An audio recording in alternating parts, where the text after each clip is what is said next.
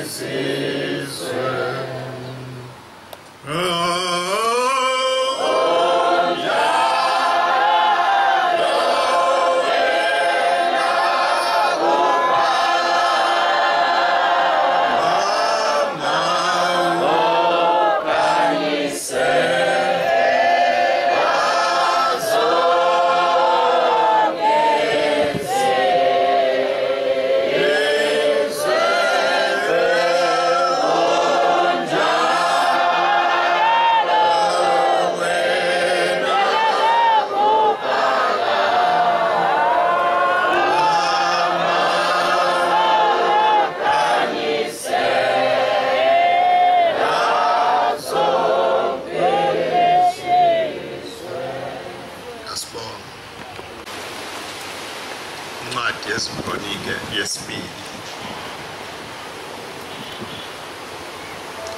incwadi yezikronike yesibili isahluko sokuqala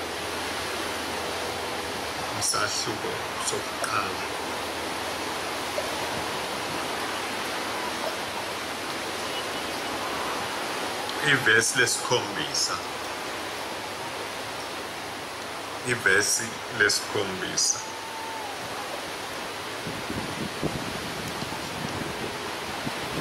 ngalobo busuku uThixo wazibonakalisa kuSolomon wathi kuyena cela engakunika khona. Solomon wathi kuThixo ubonakalisile umusa omkhulu uDavida ubaba, nami ungenzile ngibuse endaweni yakhe. Manje ke Jehova Thixo, malimiswe iqiniso lakho kuDavida ubaba ngokuba ungimisile ngibe inkosi phezu kwabantu abanjengothuli lomhlabathi ngokuningi. Nginikeke ukuqonda nokwazi ukuba ngiphume ngingene kulaba bantu bakho,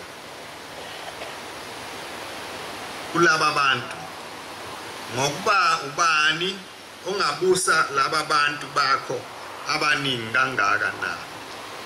uThixo wathi kuSolomon, ngokuba lokhu kwakusenhliziyweni yakho, ungacelanga ingcebo nemfuyo nodumo nomoya wezitha zakho, ungacelanga futhi ukuphila okude, kodwa wazicelela ukuqonda nokwazi ukuba ubuse abantu bami engikumisele bona. Ukuqonda nokwazi kuyanikwa wena, nami ngokunika ingcebo nemfuyo nodumo ngaphezu kwakho konke, ngaphezu kwawo onke amakhosi owalandelayo, wena nakubo bonke abaya kukulandela.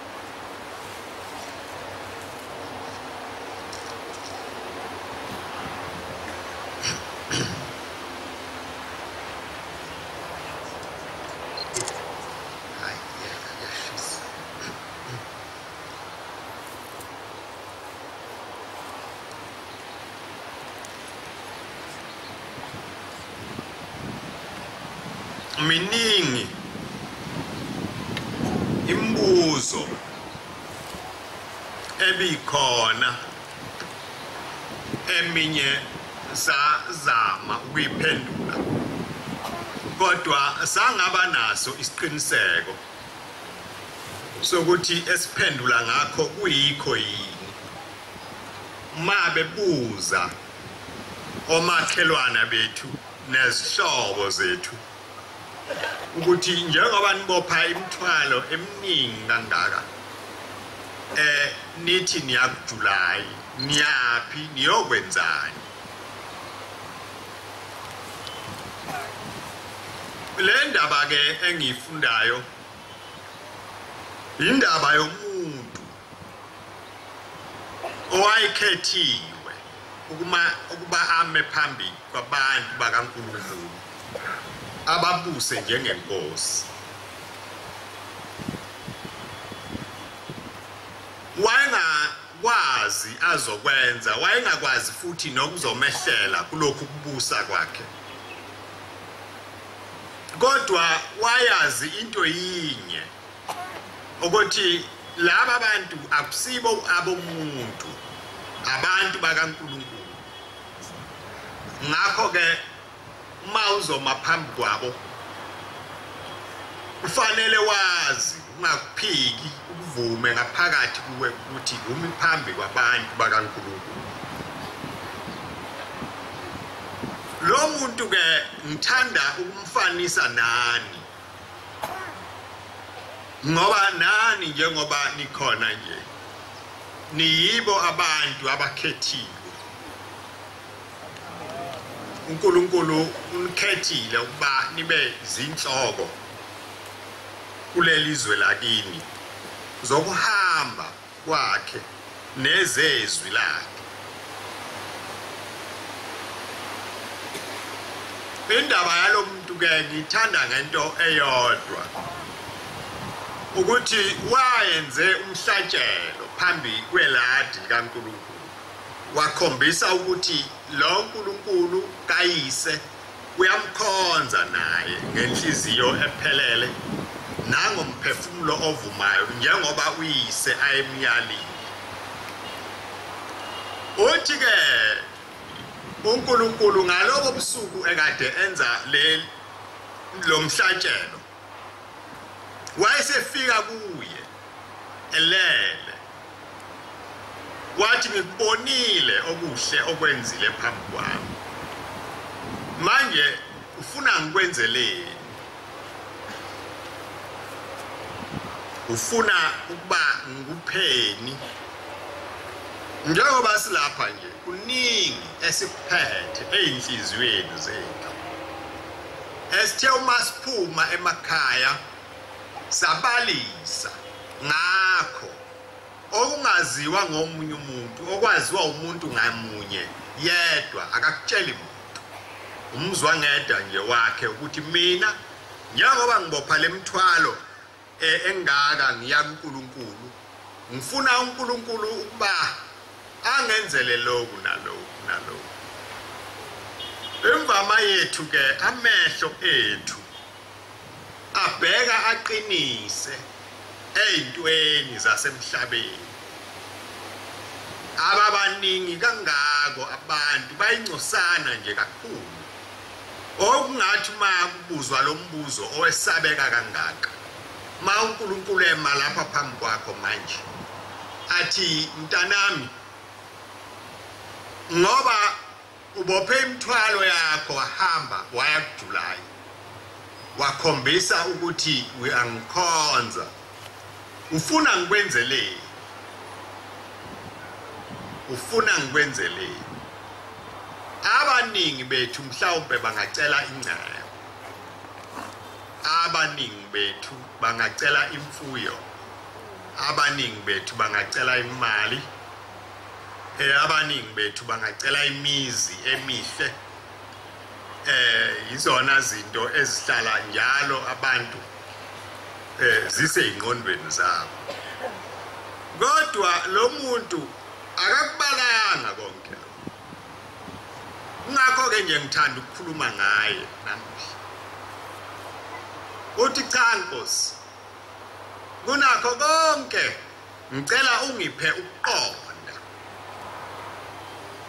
nokwazi ngingahambi ngokwami ngihambe ngokwakho njengoba ngihlale ngisho nje kini ngithi uma sibuthene kanje sibizwe uNkulunkulu singazizele ngokwethu uma sesilapha asingahambi ngokwethu ngoba okwethu kuhamba kufishane kakhulu usheshe kuphele kukhohlakale nje futhi ukuthi konje usibanibani ubeke wenzani kodwa uma sihamba ngokukaNkulunkulu okaNkulunkulu kuhamba akupheli okukaNkulunkulu ukuhamba akunayo indawo okuthiwa ilikhuni le ayihambeki uyawuhambe nje ubone sewuwela nasemfuleni omkhulu owesabekayo sewungaphesheya ngoba awuzithwele wena uthwelwe uNkulunkulu uthi ke lo muntu Nkosi mina njoba wangibeka kulabantu bakho mina angikwazi ukuphuma angikwazi futhi nokungena kepha konke lokhu uma ungipha wena ngomsana ngothando lwakho ngizawukwazi ukuphuma ngizokwazi ukungena uthi uNkulunkulu hawu lokhu okucelayo ngikuzwile akusuki ezindebeni zomlomo wakho usuka ngaphakathi enhliziyweni bewuvele unaso lesisifiso uyabona ke namhla ngiyakupha lokhu kuhlakanipha nalokuqonda ngoba ucelile into ebingeke icelwe umuntu bengilindele ukuthi uzawucela incebo awuyicelanga incebo mntanami bengithi uzawufuna imfuyo eningi uzawufuna amasimu uzawufuna ini yonke into yasemhlabeni cha ucelanga konke lokho ucele nje ukuqonda ke lokhu engikhuluma ngakho iloko kokuthi uma sesila sembethe lengubo ngaphakathi kwami kulibe khona ivuso lokuthi lengubo akusiyo eyami lengubo engiyembethe ngekashembe ushembe ngibani ushembe wahambaphi ushembe wenzani pho mina ngikuphi uma ngicabanga noma ngikhuluma ngazo zonke lezi zinto engithi ushembe wazenza waphilela zona mina ngihambaphi kuphi lapha ngiphambuka khona ngizawubuyiswa ngibani uma kufika isikhathi sami sokuhamba emhlabeni lo shembe ngiyambona yini ngoba ma kufanele ngimbone kufanele ngihambe ngokuqonda kokwazi ukuthi ushembe wayezele lokhu nalokhu emhlabeni wafike wenza konke ushembe ayikuzele emhlabeni wakwenza akukho ashiya engakwenzanga njengoba sihleli nje lapha siyibanda sonke sinamagama ethu esaqanjwa wona khona inhlayisuthi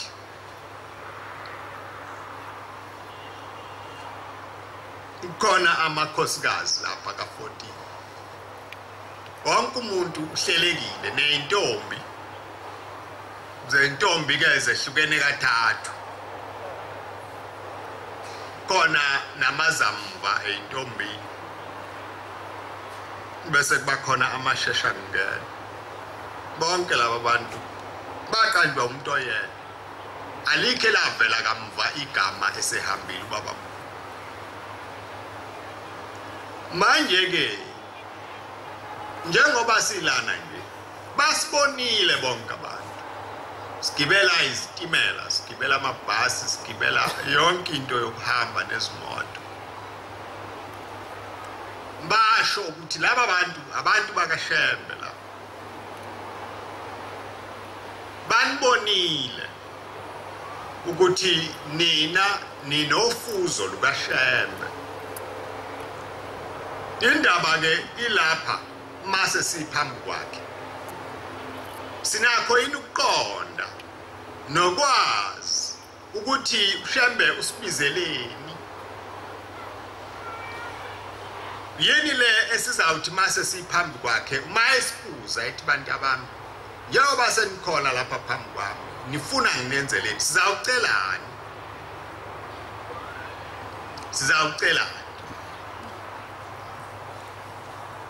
uthi-ke uyabona ngizawukwengezela ngalokhu okuhlale kucelwa ngabantu ngoba wena ucele ukuqonda ucele okwehlukile kodwa ngaphezu kwaloku kuqonda ngizawukupha ingcebo yonke yomhlaba akekho konkosi ezawuceba ngaphezu kwakho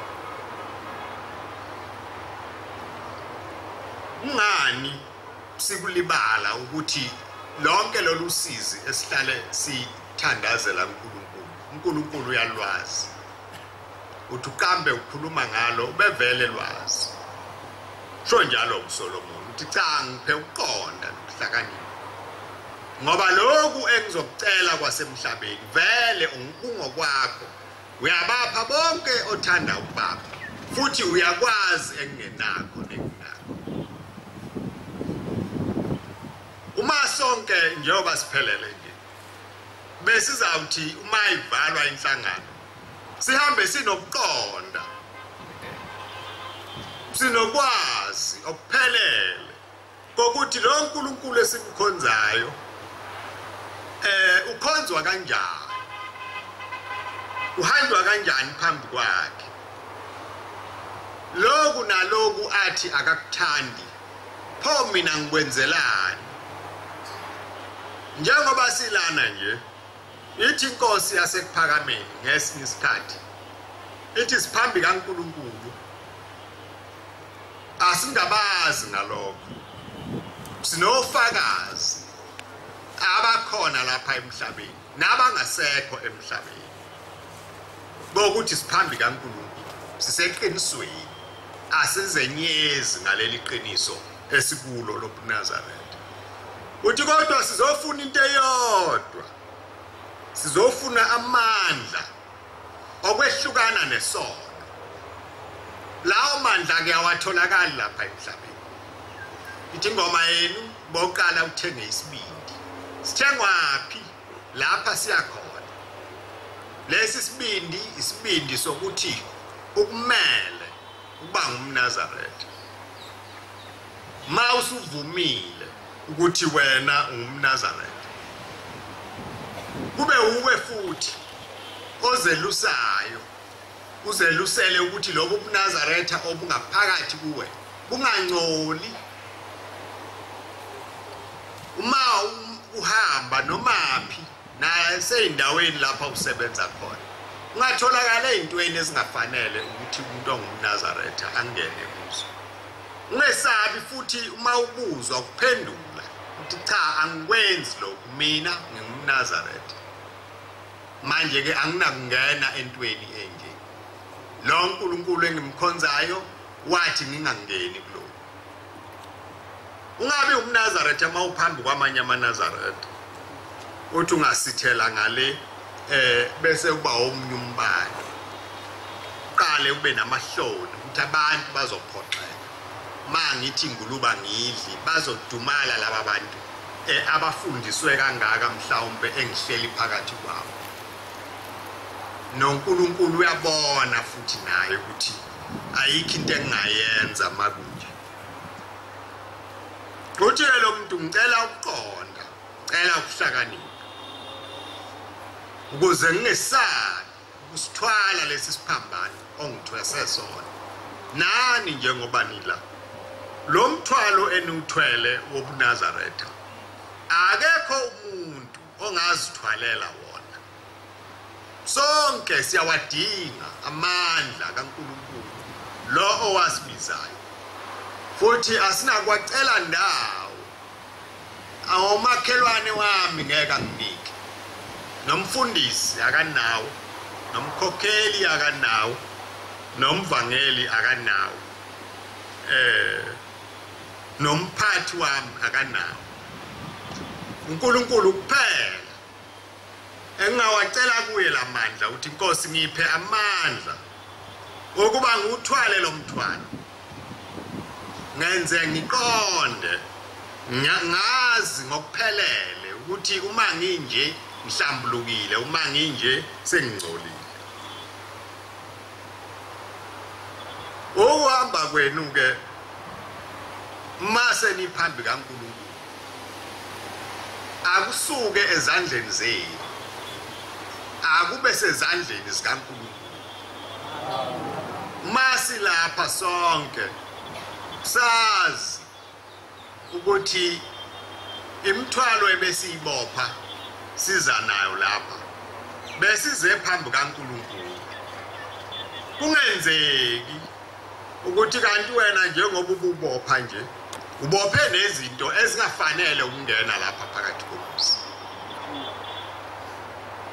ungazikhohlisi futhi cabange ukuthi uNkulunkulu akakuboni ungacabangi ukuthi ukhona isibusiso ozawusithola uma ufike nezinto lapha ezingangeni noma ngabe uyithwele ngenhliziyo yakho nje noma ngabe uyithwele ngengqondo yakho mawuza lapha ubolinda uphelele uthi angije ngawe baba ngiyawuzama ngiphelele ngoba njengoba silana nje impendulo yinye yokuthi sizokwenzani sizofuna uNkulunkulu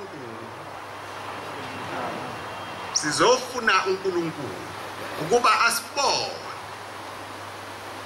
asibone asigeze sifike nemthwalo la esindayo eyinhlobo ngeinhlobo abanye akukhulumeki nangayo ngizwa ngedwa nje umuntu into angazi ukuthi uzoyitshela abantu kodwa lapha yiyo indawo le lapha yethulwa khona le mthwalo sithi sihlabelelo senu ngawethulwa ngibani umthwalo osindayo ngizowethulwa ngibani umthwalo osindayo kodwa uma usulapha usendaweni lapha imthwalo esindayo noma ngabe isinda kangakanani ilapha yethulwa khona umuntu angafiki nemthwalo abuye aphinde nayo emuva abesethu uphuma kuNkulunkulu kodwa angawuboni umehluko uNkulunkulu akanikhohliwe uyanazi njoba silapha nje mina amagameni angiwazi kodwa yena unazi nonke ngabanye uma ecela uSolomon cela izinto ezimbili kuphela uthi ke uNkulunkulu cha naloko kunye ongakucela ngiyakupha khona ngipha inhliziyo yakho ngoba ngibonile ukuthi ngesikhathi icela lokhu beyiphelele ibivuma lokho kucelile ucele ngenhliziyo yakho ephelele uNkulunkulu ke akasenze sonke masila ukuba njengoba sesiphumile sathi sizomkhonza sibe njengalo muntu sikhonze ngenhliziyo ephelele nomphefumulo ovumayo singamkhohlisi uNkulunkulu ngabophi imthwalo sithi size kuye kanti size ezihlotsheni zethu mhlawumbe size kubangani bethu zawukhuluma indaba ezimbi nezinjani nezokuchitha imizi mhlawumbe neyabanye abantu ukhona nalokho phakathi kwethu uma silapha asibe abapheleleyo othandweni lukaNkulunkulu ngoba lo nkulunkulu wasibizayo wasibiza ngothando wasibiza ngomsa wakhe akukho lutho esasimenzele lona olwenza ukuthi kuthiwe cha kufanele sabizwa nje ngomsa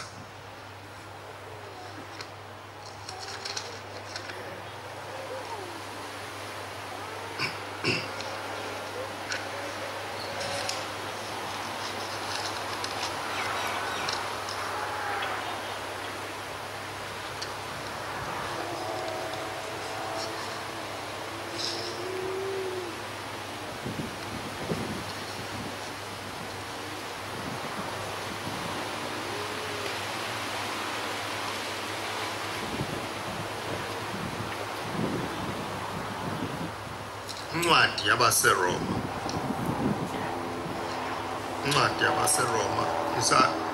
isahluko sesishiyagalolunye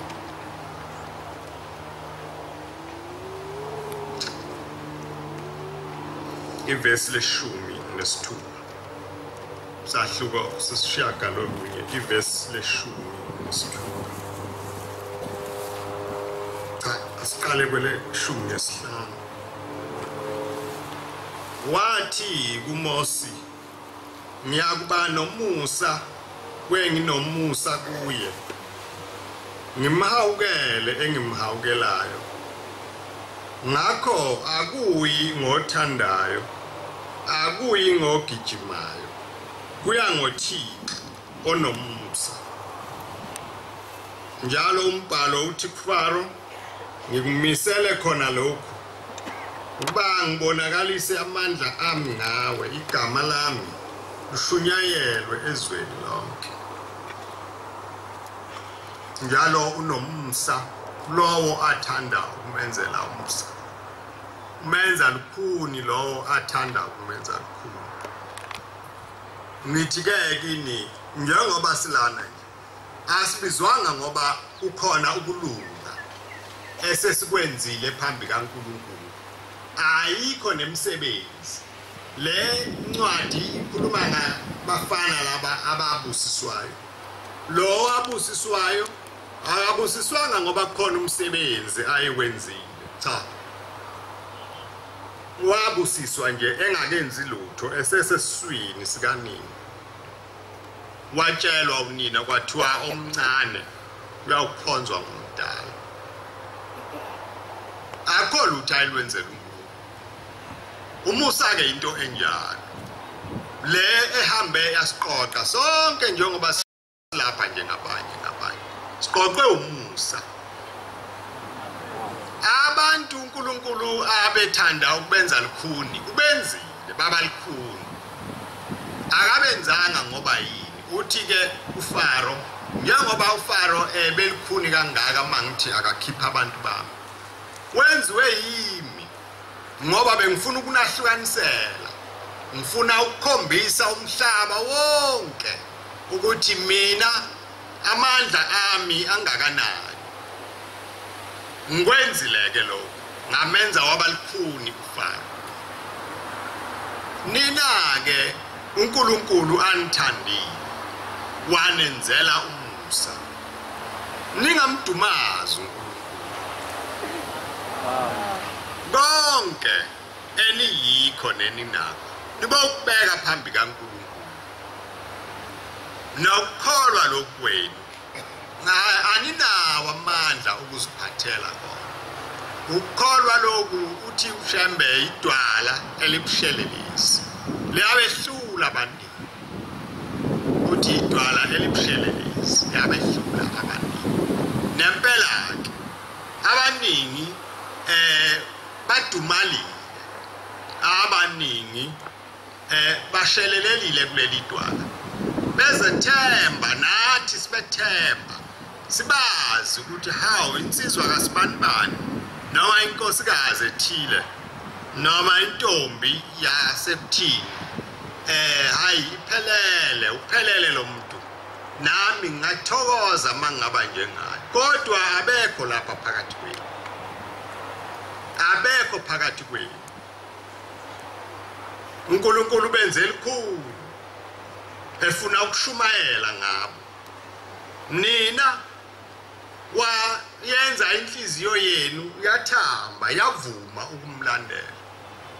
Nimlandela endaweni elikhulu esabekayo nesindayo. Nebithi uma umuntu ecabanga kuphela ukuthongo kuze kusebhekile. Athi inkosikazi izingane zami zawukondliwa ubani ngoba elibona igodi lokufa liphambi komnyango. Kodwa kunjani namuhla? Namhla akho umuntu ongalali, bonke abantu bayalala bakhululeke. Ngani na? Ngoba uNkulunkulu ukhona phakathi kwenu. Ubevele efuna ukunikhombisa. Uma nithanda ngoba ningabantu basemhlabeni niyomhlubuka okwenu. Niyomhlubuka uNkulunkulu okwenu. Kodwa yena uzibabazile phambi kwenu nangani uqobo lwenu. Nina niuphawu oluphelele lokuzibabaza kaNkulunkulu phambi komhlaba wonke. Akekho wayazi ukuthi kuyoshaya lesikhathi singakaze silibhicinge igazi ngezandla lethu sibulewe ngabantu. Kodwa uNkulunkulu kwenzile. Manje ke uyabuza ke uSolomon uthi njengoba sengila phambi kwakho ke ufunani? Thina singacelani phambi kaNkulunkulu ngoba uNkulunkulu sesimbonile ukuthi ukhona phakathi kwethu. Akukho kunye ukuzibonakalisa okwedlula lokhu esesikubonile. Kodwa manje ngoba kunguJulayi ke bantu bami senifikile njengokunimema kwami ngihambe ngiqoqa zonke izindawo. Abanye bebengenayo nemali yokugibela, abanye bebengazi ukuthi bayofika ebadleni phambili. Kodwa wezwa umuntu uthando lungaphakathi lunamandla kwangavuma ukubahlala ekhaya wathi cha ma indlala ibulala isiyangibulala phambili uNkulunkulu uzawubona nempela ke bafikile bakhona la nokuthi uNkulunkulu uzobagcina kanjani indaba yakhe leyo akusiyo indaba yomuntu ngoba thina siyesicabanga ukuthi siyazi kanti asazi sicabanga ukuthi asazi kanti ulwazi uNkulunkulu sesilo ngakho ke ngithi kini umani phambi kaNkulunkulu ningamdumazi uNkulunkulu nicele izinto ezingenamsebenzi uNkulunkulu uyamazi umuntu ongenawo ushukela endlini kodwa uma nihamba phambi kwakhe ningaqondi kulula ukuba uNkulunkulu nimcunule uma nimcunula akana kushaya nina nodwa uyawushaza shaya isizukulwane sini ehlisele ubuhlungu phezukwawo abantwana benu ngenxa yenu manje ke uNkulunkulu unithandile ningakwenzi okubi angathi uNkulunkulu mayinibizile wanibeka phambi kwakhe bese niphendula inhlangano yakhe ibe yifa lezono umuntu enze ngishizono angazenzi uma esemzini wakhe kodwa nele ukufika lapha kuvuke igwebu lenkohlakalo limemboza angabe sabona lutho angabe sakhuzeka angakhuzwa umuntu uma senilapha phambi kaNkulunkulu phelelani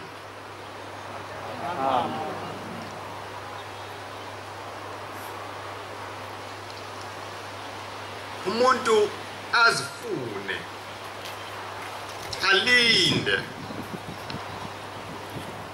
ukuze lokhu kuphelela akubone ukuthi manginje angisaphelele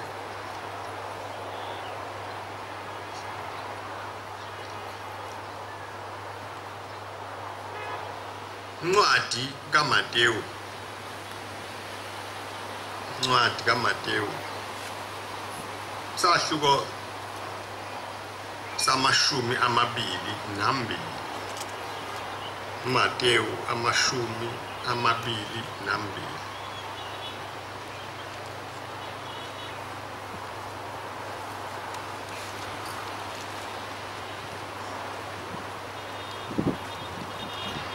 awuqale evesini leshumi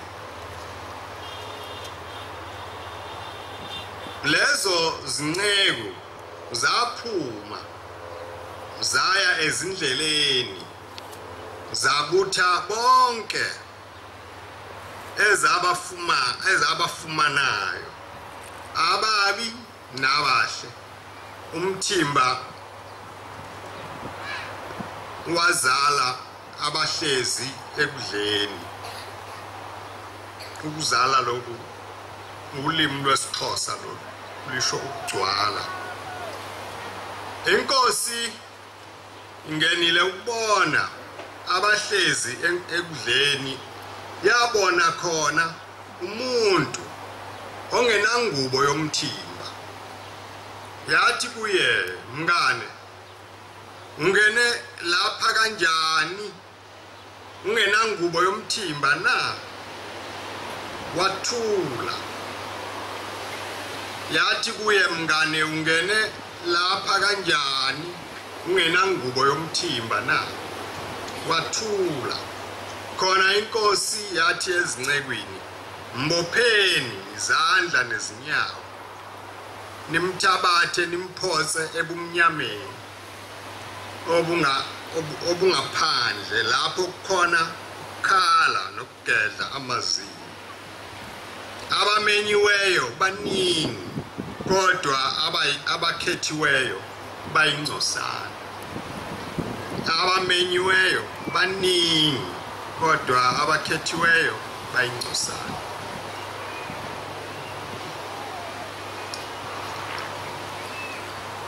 uNkulunkulu uzawufika enze njani phakathi kwethu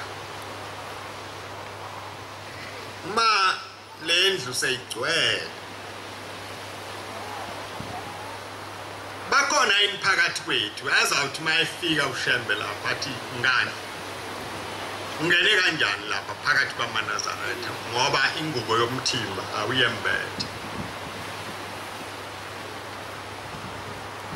Abanye bayembethe ngaphandle kodwa ngaphakathi ayikho. Yilobo buhlungu obukhona ngoba njengoba ngifunda le ncwadi nje umuntu uzawuqalaza abantu abangayigqokile eNazaretha. Cha, akunjalo. Le ngubo yomthimba uma siyembethe ingaphakathi ilapha izofika itholakale khona, ayizukutholakala ngaphandle. Lo inkosi ezawufika lapha kulomthimba ayizufika ibuke ingaphandle, izawufika ibuke ngaphakathi. Ukhona yini ezawuthi mayifika inkosi yasephakameni imfunyanise engayembethe ingubo yomthimba, ibisibuza ngani ungene kanjani lapha ngoba wena awuyembethe ingubo yomthimba na. Ungcolisa abantu abageziwe, ibisithi mbopheni nimlahle ngaphandle lapha khona ukukhala nokugedla kwamazinyo.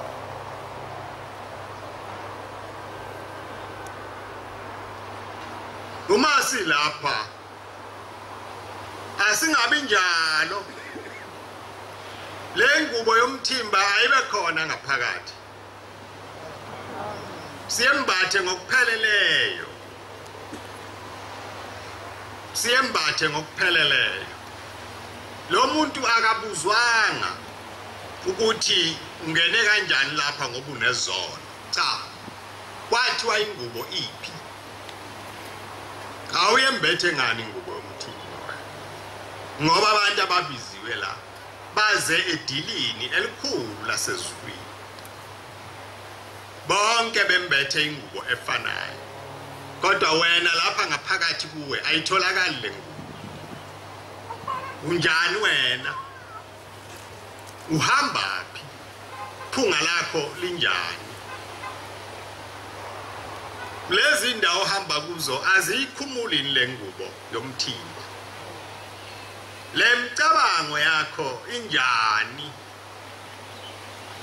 Awu siyeyini umuntu onensolo ngaloku kuhamba esibuni? Mhlawumbe le nsolo yakho seyikhumulile le ngubo yomthimba. Wena ucabanga ukuthi uyembethe, kodwa mayifika lapha inkosi yasephakameni izawufika ikubone konke okufihliwe nokungaphakathi kwethu, okungabonwa ngamehlo abantu lawa asemhlabeni. Ngoba nalabo abantu ababehleli nalo muntu babengamsoli, babengasho lutho, kodwa yona inkosi yathi mayingena nje amehlo ayo asehlala kulo muntu. Ngani ingubo yomthimba na, ngene kanjani phakathi kwalaba abantu? Kunjalo ke ukuhamba kwethu, ozosibona uzawubona mina, abone ngaphakathi kwami, noma ngaba abantu abangiboni yena kodwa uzawufike angibone. Manje lokuhamba kwenu ukuhamba kosizi nenyembezi, ngoba kufuneka siphelele masizophuma isiphiwo sesibusiso esiza kuSolomon. Uthi uNkulunkulu lokhu kucela kwakho bese ngivele ngikubonile ngoba uphuma ngaphakathi enhlizweni yakho, bekuvele kukhona. Awuthanga nje ngoba usungibona wawusuyacela lo. Cha, yinto othe ubopha imithwalo ekhaya wathi Nkosi hamba nami ngiya enhlanganweni kaJulayi, ungangishiyi. Mangifika lapha ungenze ngizwe, ungenze ngilalele, ungenze ngigcine izwi lakho, ungenze konke Nkosi okuyalile nami ngigcine, ungiphe amandla okuya nasesiguqweni. ungiphe amandla okuvuma izono zami ungiphe amandla okuphelela kukho konke okufanele kuphelele kuko ngoba njengoba silana nje sishiye imizi enabo bonke ubumnandi obuthandwa emhlabeni kodwa sakhetha ukuba la hawu kanti silapha nje futhi nakhona sazoqhubeka nemsebenzi emibi pho sizokwenzani cha uNkulunkulu akasiphe amandla ukuze simelane nomubi olwa nempilo yethu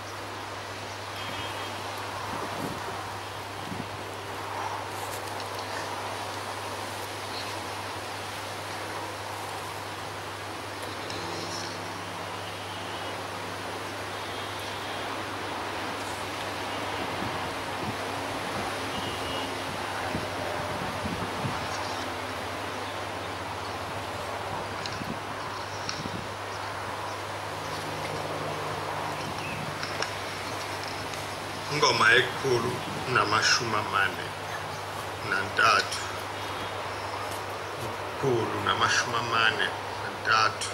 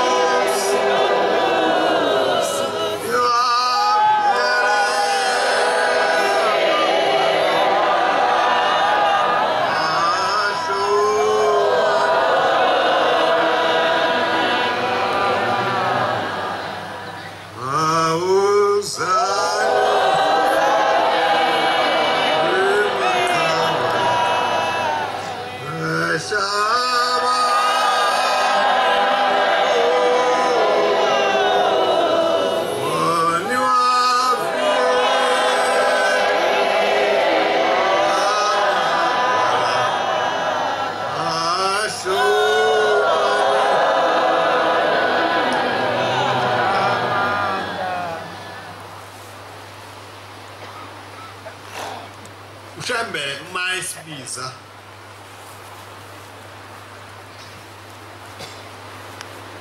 olwethu hambo alifananga nabantwana laba ababethengiswa ukuthi mabe weli Jordani baya ojwini nobisi neyinyosi wathi bantu abami ngibizela umuzi okazi mlanga phezulu kwelanga lenyanga wayewazi lo muzi ayikhuluma ngawo wawubona Shembe ngaphambi kokuba afike lapha phambi kwenu uNkulunkulu wamthatha umphefumulo wakhe wafa wamkhombisa konke amthuma kona mayese phapheme lapho wayeselazi lelizwe ahlabelela ngalo akahlabeleli Shembe ngento angayazi njengoba bethi lo mzi ukhazi umlanga phezulu kwelanga nenyanga wawubona wayesethi wozani ke bantu abami kodwa lapha siyakhona kuthengana isibindi lendlela esizawuhamba ngayo nani incinyane akho lutho lwakhona olumnandi namatshe inameva lendlela isibalimazile abantu abaningi abebethanda ukuyihamba abafinyelelanga lapha beyakhona balimalile behluleka abanye bakhathala bahlala phansi abanye bazilahla bathi angise ubuye ngizame ngoba ngehlulekile ngaliwe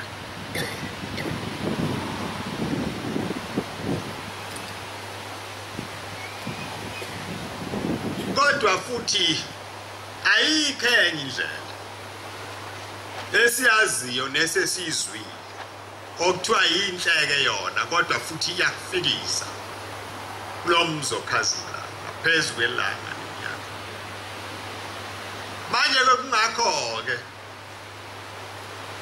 siloku sikhona lapho siloku siliphatha leli gama ngoba ekugcineni kwakho konke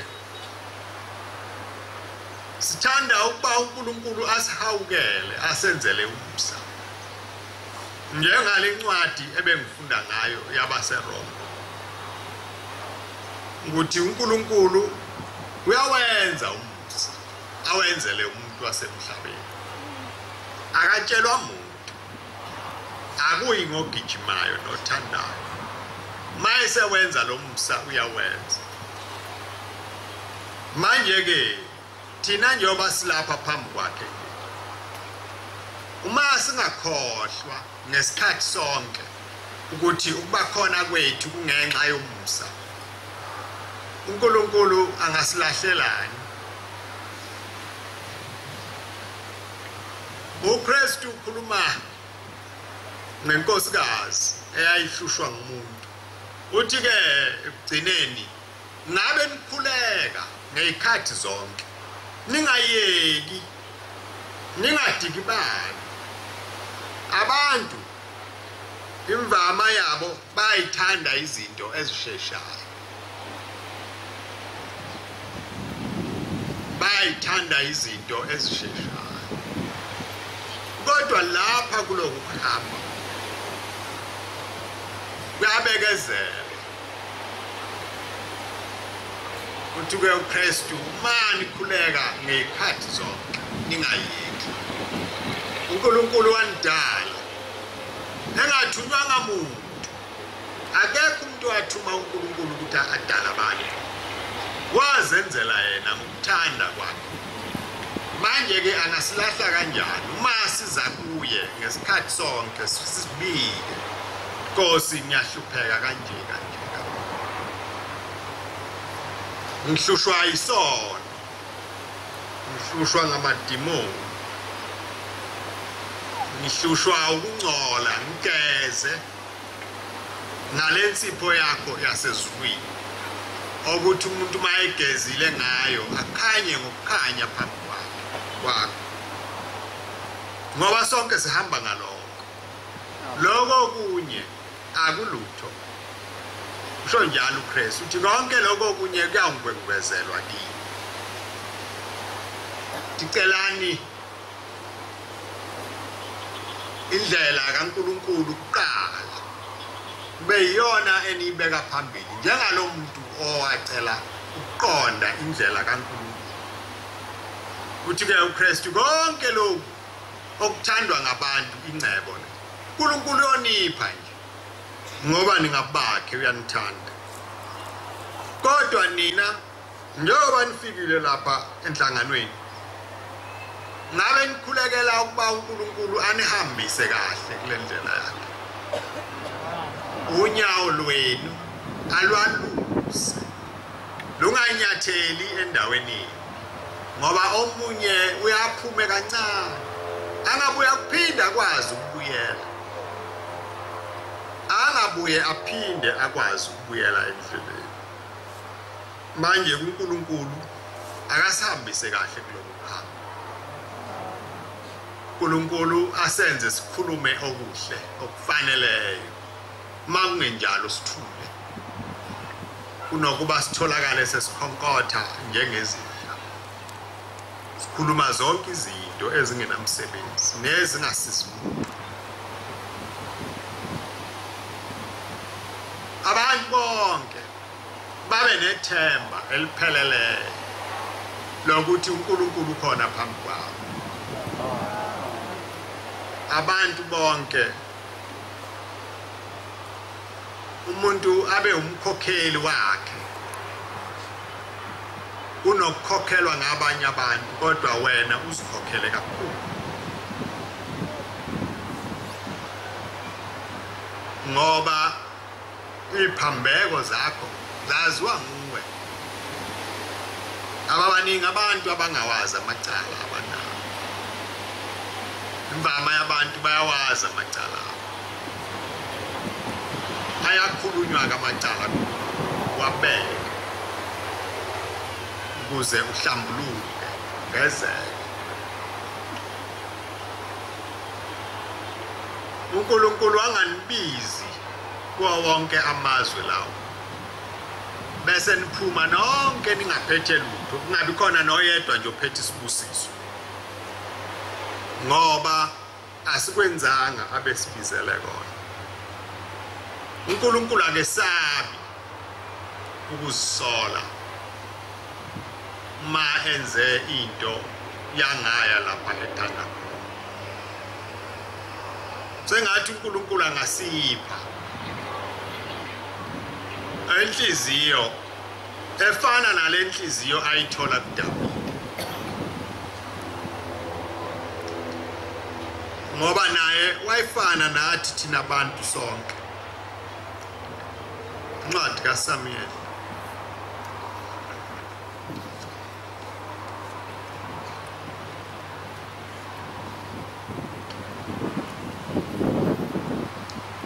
usahluko seshumi nantathu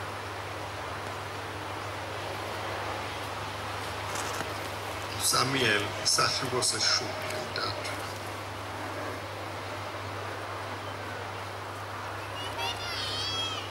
ivesi leshumi nane ivesi leshumi nane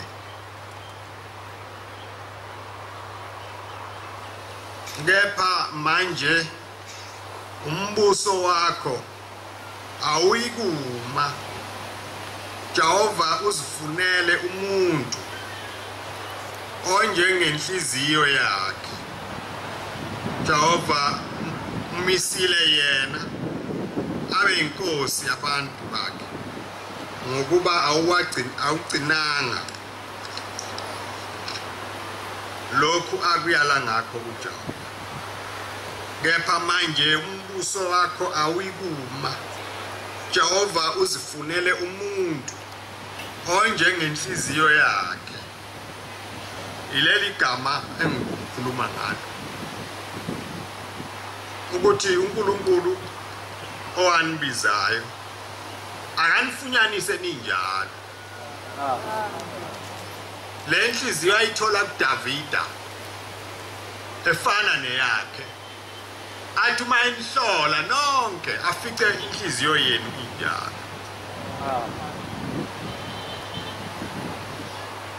Davida wayenjani kwakumuntu osolekayo mayesolwa wayaye azisole azehlise abanye abantu kuyabehlula lokho mayesolwa uyalwe omunye abe nezizathu cha ngikwenzile impela kodwa ke ayibe kufanele phela nami ngumuntu asho lokhu nalokhu uthi ke uNkulunkulu cha angifuni mina leyo nhliziyo enyalo lo engimtholile unenhliziyo efana nami nibo hamba kahle ke phambi kaNkulunkulu ungacabangi ukuthi kunomuntu ozokungcolisa ubozibuka wena ukuthi uhambaphi uhamba kanjani kunokungcoliswa ngabanye abantu umuntu ozokungcolisa kakhulu nguwe abantu ohamba nabo bakhethwe nguwe mabe ngcolile bazakungcolisa nawe izindawo ozihambayo uzaziwa nguwe mazi ngcolile uzawungcola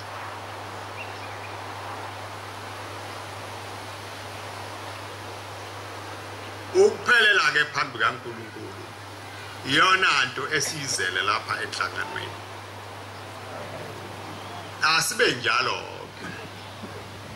sihlale phambi kaNkulunkulu sithandazele into eyodwa ukuthi inkosi sigcine sihlambulukile sigezekile phambi kwakhe singahlali sibe inhlangano uNkulunkulu mase sihlukana abesethi yonke lenhlangano yenu ayikho ngiyayisula inhlangano ebingekho aniwenzanga lutho olufanele kuyike ngiyaqalekisa uNkulunkulu angakusho lokho ngoba uma kunabantu lapha abaningi abenza okuphambene uNkulunkulu angasibusisa kanjani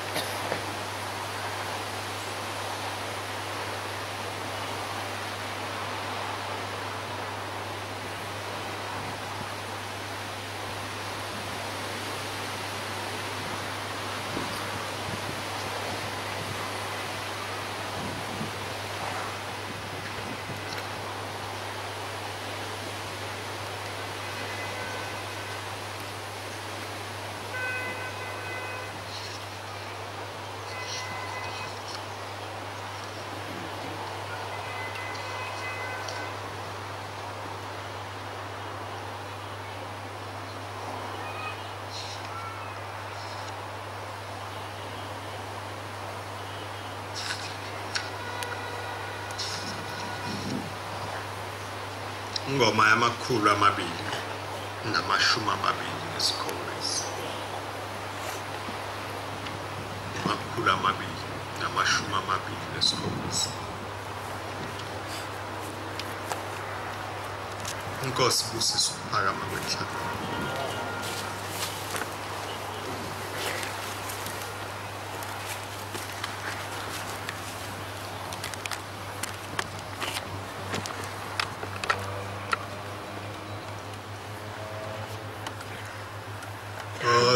Baba ya uthanda epawena awufihliwe awubona alini yena mamina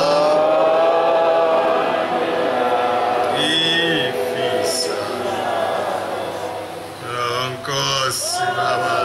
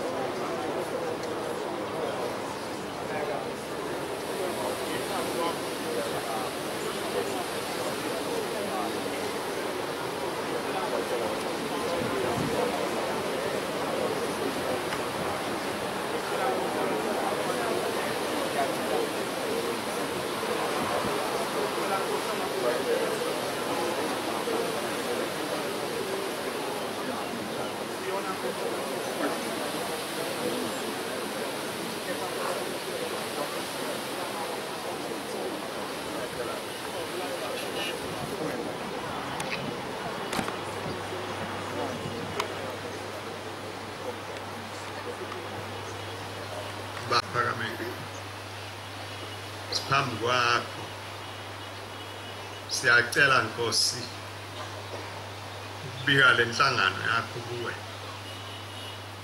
Sicela Nkosi masi phambi kwakho singakwenzi Nkosi esikuthandayo, senze Nkosi okushiwo kuwe. Siyacela Nkosi masihleli phambi kwakho, sihlale ngokwasezulwini, singahlali ngokwasemhlabeni. Siyacela Nkosi umsa wakho ukuba wehlele phezu kwethu.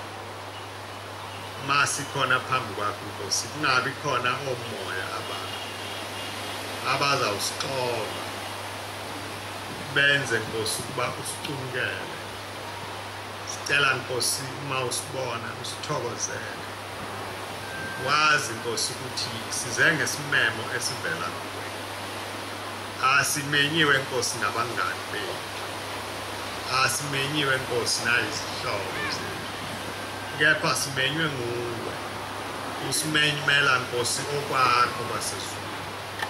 Sipheke Nkosi umoya ovumayo ukuba sigcine Nkosi osiyala ngayo. Usihambise wena Nkosi ngendlela ethandwayo. Singahambi Nkosi ngokuyala kwabantu, singahambi Nkosi ngokuyala kwezitha zakho, singahambi Nkosi ngokuyala kwezitha zomphefumulo wethu. Nkosi, siyacela ukuba imithwalo yezono esifike nayo phambi kwakho oyisuse Nkosi phezu kwethu. Sigeze Nkosi, sihlambuluke, sibe bahle, sifanelwe Nkosi ukuhlala phambi kwakho. Uyakwazi konke Nkosi okungaphakathi kwenhliziyo yethu. Siyacela-ke Nkosi usihawukele, usiphe Nkosi konke esikuswele esingenakho. Kakhulu Nkosi usiphe Nkosi ukuhlambuluka nokugezeka ezonweni zethu. Konke-ke Nkosi ukuthandaza akuze kuwe ngesakho sodwa isandla kaningi zokuphakade. Amen.